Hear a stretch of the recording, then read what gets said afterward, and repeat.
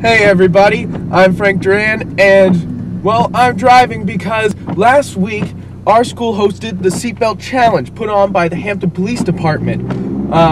We have everything you need to know about the event right now.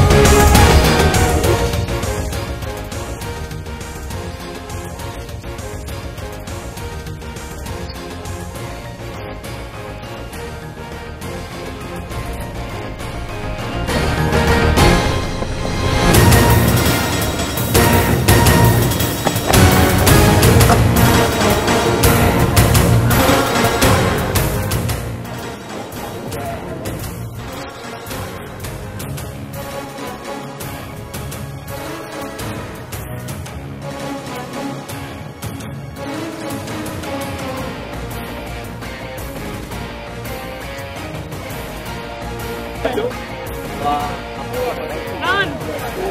I just ran so fast.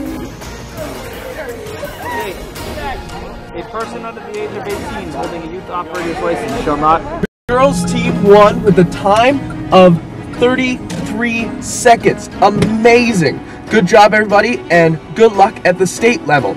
So that's all we have for you today, and everybody, buckle up.